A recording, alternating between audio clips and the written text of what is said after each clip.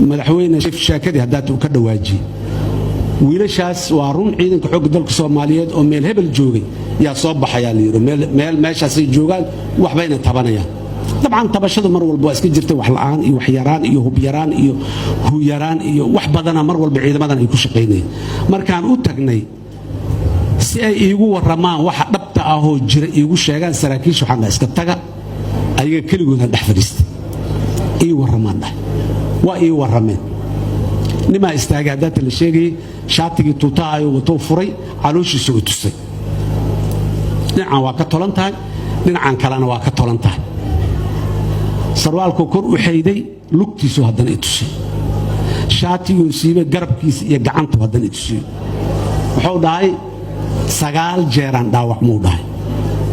xabadana dugsiga 15 May aan ka soo bilaabo dhahay 3 wiilo isla dhalato walaalo aan ahayn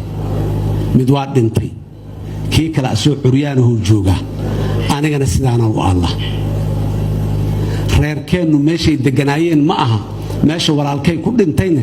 reerkeen ijufadeena ma deganeen meelaha aan ku dhaawacmay ee reasonka u dhaawacmayna dawlad Soomaaliyeed difaacayay beeshayda beel inta ku soo duushay kala badiriray maanta in la iiraa marka waa reer hebelaad tahay iyo kanaad tahay iyo waa sababta aan meesha uga soo baxnay markaasuu intuu istaago haddana tiriyay oo yiri hebel aawe hebel 9 nin uu tiriyay oo ciidanka ka mid ah 9 kin uu istaaga qaar waa maqnaa intii joogta istaagtay kasoo madaxweyne ku sheegaa dhahay 9 kaas nin oo aan tiriyay waana urur 400 iyo jarjar awaay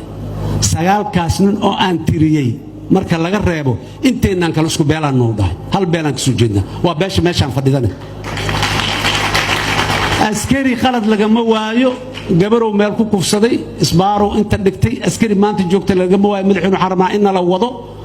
dhulkii oo dadkeena deganaana la geeyo eedaasna waa naloo hayn doonaa si ogo gabaray kufsadeen maalin mid kamid kufsaday isbaaro jib inta waa nala dhihi doonaa laakiin waxaan u taagnay shabaab ay ahaayeen 15 May anta ka soo dhaqaajina baraawo geynay baraawo agteedana ka soo noqon haddaan ka nimiday nama qabato in la yiraahdo reer hebel waaye waana dul saaran yihiin waana dhacaayeen waana xumeeyeen dhimashadeena aan waxba laga soo qaadin ee wiil annaga naga mid oo qaldamay qaladka uu sameeyo daba socono raalli alla aad aan leenahay in lagu qaado waa la hadlay waxaan iri wixii aad soo qabateen oo soo dhamaateen oo dhan alif macallin tira waaye maanta da iska tagtaan meeshii ku noqda dadka Soomaaliyeed oo qiimaha lana waa idin aqoonsan yihiin intaas wax ma garatayna warkeeda lama soo qaado meeshii ku noqonaysin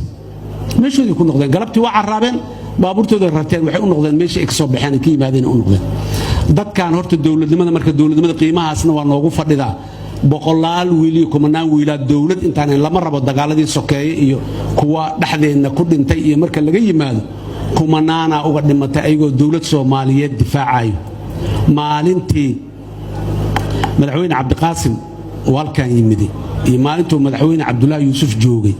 iyo maalintii madaxweyne Shariif joogay maalintan aniga joogayba